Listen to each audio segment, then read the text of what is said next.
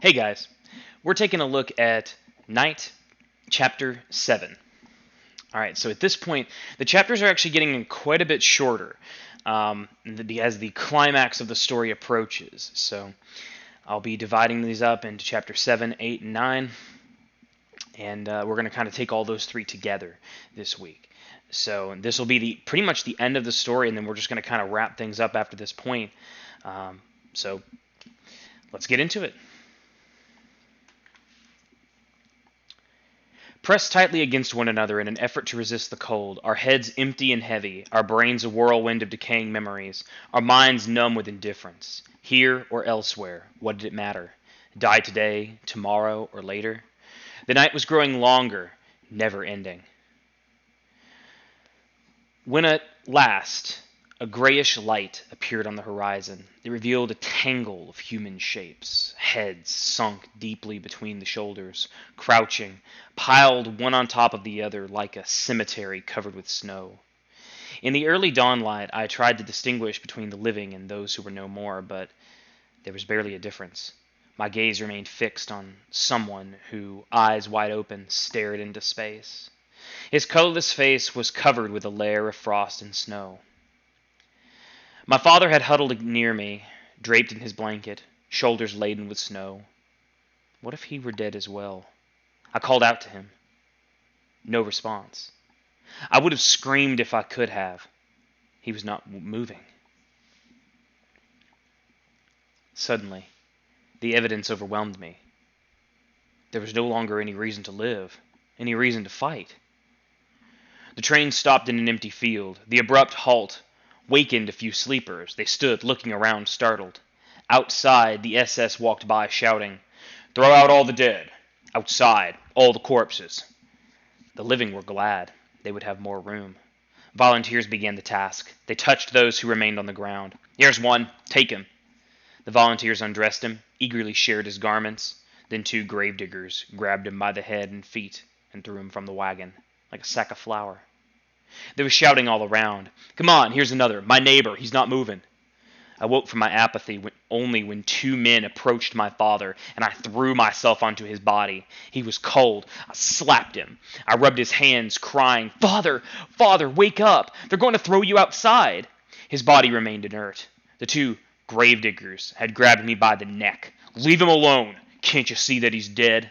"No!" I yelled. "He's not dead, not yet!" And I started to hit him harder and harder, and at last my father half opened his eyes. They were glassy. He was breathing faintly. "You see?" I cried, and the two men went away.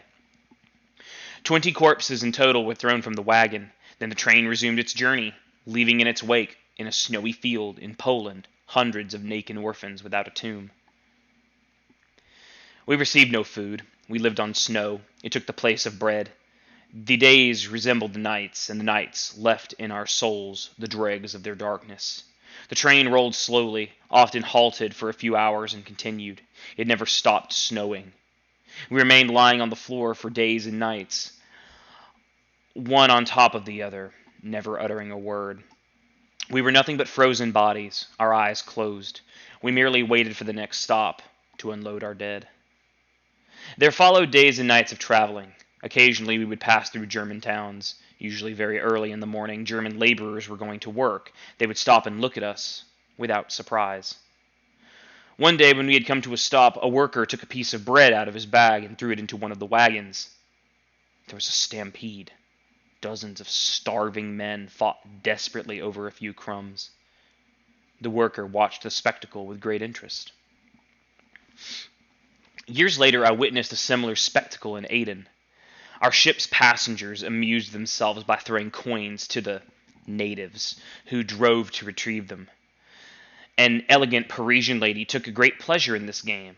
When I noticed two children desperately fighting in the water, one trying to strangle the other, I implored the lady, "Please, don't throw any more coins." "Why not?" she said. "I like to give charity."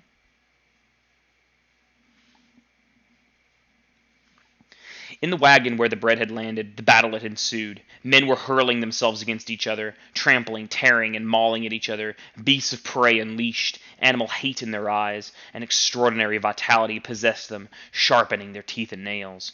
A crowd of workmen and curious passerbys had formed all along the train. They had never seen a train with this kind of cargo. Soon, pieces of bread were falling into the wagons from all sides, as the spectators observed these emaciated creatures ready to kill for a crust of bread. A piece fell into our wagon, and I decided not to move. Anyway, I knew I would not be strong enough to fight the dozens of violent men. I saw, not far from me, an old man dragging himself on all fours. He had just detached himself from the struggling mob. He was holding one hand to his heart. At first I thought he'd received a blow to the chest, but then I understood. He was hiding a piece of bread under his shirt. With lightning speed, he pulled it out and put it to his mouth, and his eyes lit up like a smile, like a grimace, illuminated his ashen face, and it was immediately extinguished. A shadow had lain down beside him, and this shadow threw himself over him. Stunned by the blows, the old man was crying, "Mir, my little Mir, don't you recognize me? You're killing your father. I have bread for you too, for you too." He collapsed, but his fist was still clutching a small crust. He wanted to raise it to his mouth, but the other threw himself on him. The old man mumbled something, groaned, and died. Nobody cared. His son searched him, took the crust of bread, and began to devour it. He didn't get far, for 2 other men had been watching him. They jumped him, others joined in. When they withdrew, there were 2 dead bodies next to me, the father and the son. I was 16. In our wagon there was a friend of my father's, Mir Katz. He had worked as a gardener in Buna, and from time to time he had brought us some green vegetables. Less undernourished than the rest of us, detention had been easier on him, because he was stronger than most of us. He had been put in charge of our wagon. On the 3rd night of our journey, I woke up with a start when I felt 2 hands on my throat, trying to strangle me. I barely had time to call out, "Father!" Just that one word. I was suffocating, but my father had awakened and grabbed my aggressor. Too weak to overwhelm him, he thought of calling Mir Katz.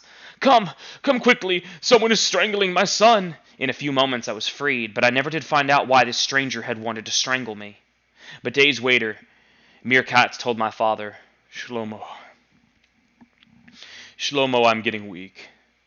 My strength is gone. I won't make it. Don't give in." My father tried to encourage him. "You must resist. Don't lose faith in yourself." But Mir Katz only groaned in response. "I can't go on, Shlomo. I can't help it. I can't go on." My father took his arm, and Mir Katz, the strong one, the sturdiest of us all, began to cry. His son had been taken from him during the first selection, but only now was he crying for him. Only now did he fall apart. He couldn't go on. He had reached the end. On the last day of our journey, a terrible wind began to blow, and the snow kept falling. We sensed that the end was near, the real end. We couldn't hold out in this glacial wind, this storm. Somebody got up and yelled, "We must not remain sitting. We shall freeze to death. Let's get up and move." We all got up. We pulled on our soaked blankets tighter around our shoulders, and we tried to take a few steps to shuffle back and forth in place. And suddenly a cry arose in the wagon, the cry of a wounded animal. Someone had just died. Others, close to death, imitated his cry, and their cries seemed to come from beyond the grave. Soon everybody was crying, groaning, moaning. Cries of distress hurled into the wind and the snow. The lament spread from wagon to wagon. It was contagious, and now hundreds of cries rose at once, the death rattle of an entire convoy with the end approaching. All the boundaries had been crossed, nobody had any strength left, and the night seemed endless. Mir Katz was moaning, "Why don't they just shoot us now?" That same night we reached our destination. It was late. The guards came to unload us. The dead were left in the wagons. Only those who could stand could leave. Mir Katz remained on the train. The last day had been the most lethal.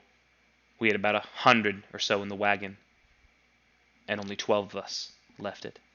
Among them, my father and myself. We had arrived in Buchenwald. A relatively short chapter, but one that I think is harrowing in many ways. the thing that always sticks with me in this particular chapter is the scene about the people throwing bread into the cars and the brutal exchanges that result from people fighting over the last scraps of bread. The woman on the boat that he saw later in life, who was throwing the coins, and the two children were struggling in the water for him. She said, "I like to give charity." I don't know. I always like to think about, like, what is real charity? What is real generosity? What is real kindness and caring? Anyway, we'll move on to chapter 8 next.